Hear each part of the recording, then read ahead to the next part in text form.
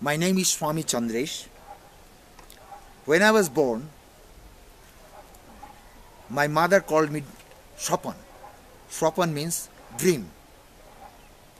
It is because after the birth of my elder sister, after 7 years, I was born. So my mother prayed to God in many ways, and my father, mother, particularly my mother, was so much agog to have a son, and she was praying to God, to Kali particularly. She is a lover of Kali, and my father also a lover of Kali, and my grandmother, mother's mother, was a lover of Krishna, and she used to chant name of Krishna all the time. So my mother received me as she believed from God.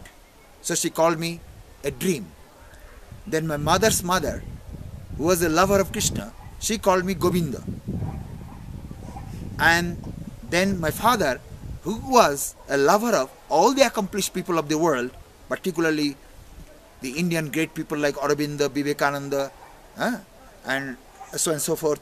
So he loved to call me Aurobindo. And I was from a Kshatriya family. In Bengal, you have heard the name of Narendranath Datta, Vivekananda's name, Subhash Chandra Bose, Khudiram Bose, Aurobindo Ghosh. These all are Kshatriyas. Kshatriyas in Bengal, they are very proud, and Kshatriyas over the world are very proud anyway, but they are very intelligent also. You see, Aurobindo is a giant intellect in the world, but he is from Kshatriya family. But from Brahmin families also, there are great people like Sir Ashutosh Mukherjee and Ramakrishna Paramahansa. They are Brahmins. Sir Jagadish Chandra Bose is Kshatriya, anyway, who was a very famous scientist. So that way, from Kshatriyas and Brahmins, there had been many great people. So my father called me. He also might have dreamed that I will have some spiritual knowledge, so he called me Aurobindo. So in my school, my name was Aurobindo Ghosh. And later on, I was much interested in literature and novels, and I studied a lot of books during my school period. And after that, I met some great spiritual master. He was a very enlightened type of spiritual master. So he gave me spiritual initiation in a graveyard. It was a graveyard, old graveyard, very solitary place. Big trees, fearful place. There were snakes also. Vultures sitting on the trees. And the tombs all came to the plight of ruins. They were all ruined, And there we went in. It was a noon time, very solitary time, and inside the graveyard it was still solitary, and we sat there, and he was listening. He went into Samadhi, and after some time he started speaking about the creation of the universe and what is the purpose of human life. As you have asked me now, what is the purpose of human life? He was explaining to me. I was about 18 at the time, 18, 19. I have just finished my schooling. I just finished my examination, 11th class examination. And then he started explaining that how from cosmic consciousness the universe has come, the cosmology, how the space is created, then air is created, then fire is created, then water is created, then earth is created. And from earth evolved out life.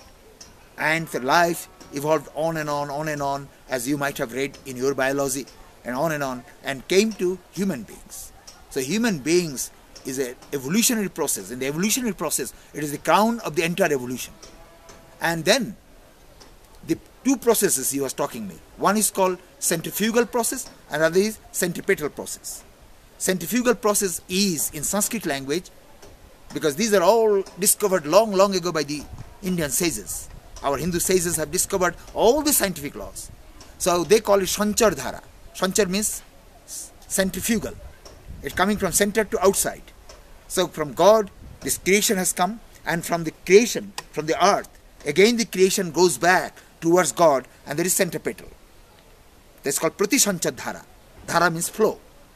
Sanchar, Pratisanchar. So we have come a long way. We have traversed a long way by this route, which is back towards God, back towards consciousness.